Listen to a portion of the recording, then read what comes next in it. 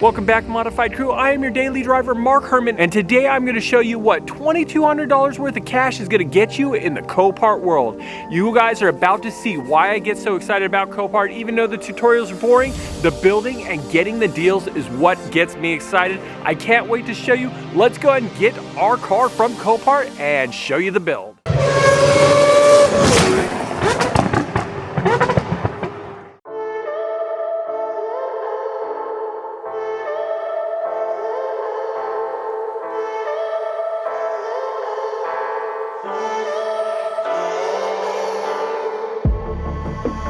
Feeling so hollow, don't you know, don't you know,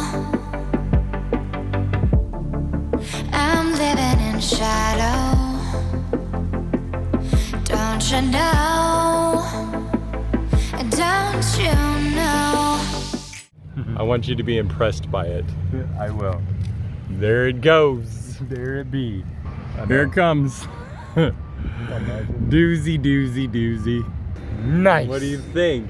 I can't tell yet. He's bouncing it. Yeah.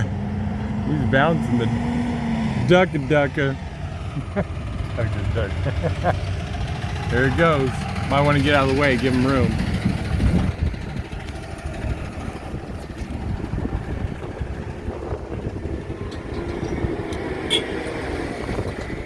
Guys, I know it's windy, but I just had to share this with you. Say hello to my brand new 2014 Scion FRS. I fell for fool's gold, I fell for fool's gold. What did I know? What did I know? I fell for fool's gold, I fell for fool's gold. What did I know? What did I know? You were fool's gold. Yes, I did.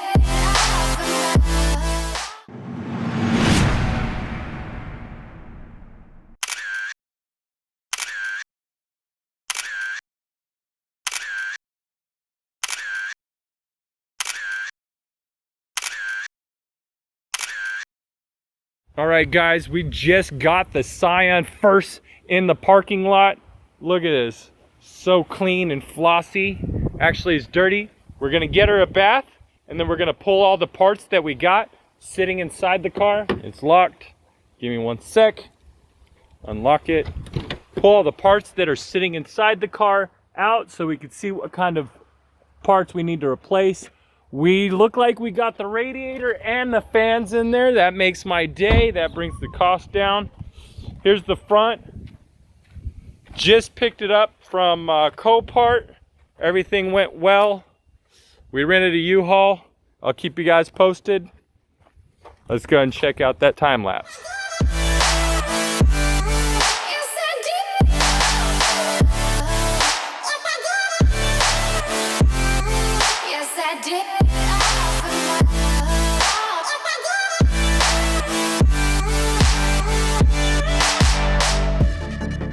And I did it all for love. Yes, I did it all for love.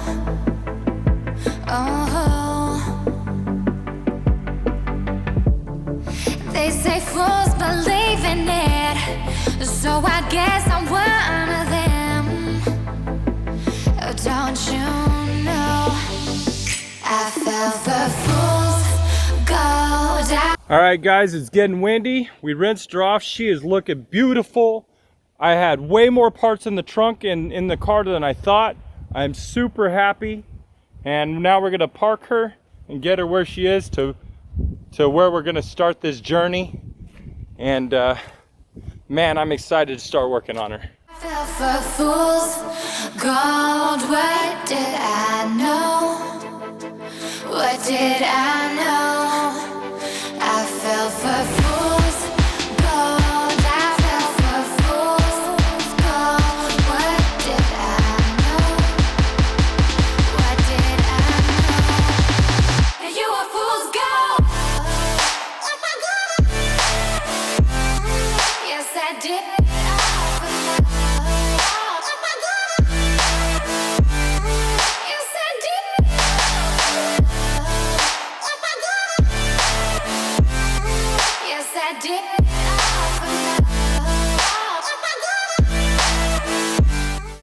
All right, guys, here's the FRS. Just picked it up yesterday, got it a little, we just rinsed it off, got the stuff out of the car, and then got it into a spot. It's kind of tucked away back here, so I can't give you a good shot. What we're gonna do today is get it started running so we can go ahead and pull it out. I'll give you guys a better look when we get to that point, but here she is. We're gonna go and get started. So let's go ahead and see what we can do to get her running.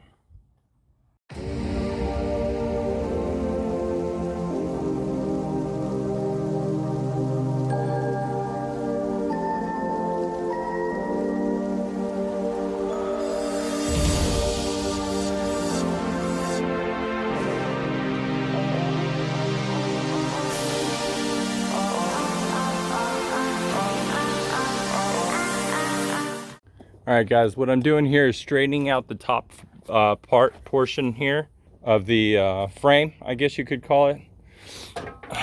So what I'm doing, some tricks that you can use to straighten it is you can use a C-clamp. Usually I would suggest putting a rag in there. And so if you have a crease that you can get to, you would use the C-clamp, right? Put the rag over it so you don't damage your paint, and then you can press it together to go ahead and straighten out, let's say, something that's bent. The other thing that I also like to use, I mean, these aren't professional tools, but this is a backyard deal, a budget build. So the other thing I like to use is use a adjustable wrench, right? And you can put it on there and then bend it. And because it's flat, it won't mar the surface like if you use a pair of pliers or something like that. Also, use a rag when you can, just to keep from, scratching it, because any scratches in the paint or anything like that will go ahead and cause rust. So you want to make sure that all those details are taken care of as you're working. But right now we're going to go ahead and straighten out the frame so we can start mounting the coolant system and get this car, and the intake system, so we can get this car running.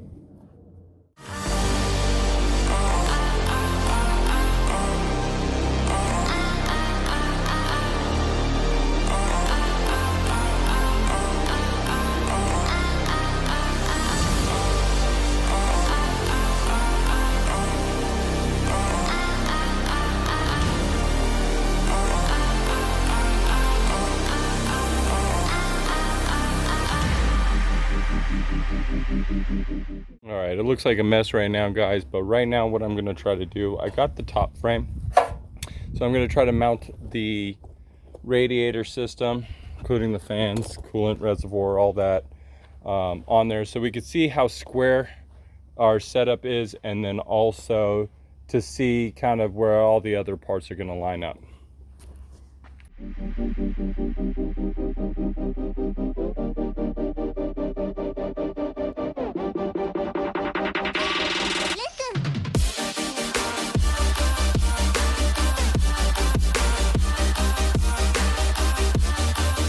Guys, I ran out of time. We got the radiator in, but it's not connected by any means. So what I'm going to go ahead and do is get the radiator connected, install the little tiny pieces for like the filling neck, and then go ahead and install the air box, air cleaner stuff.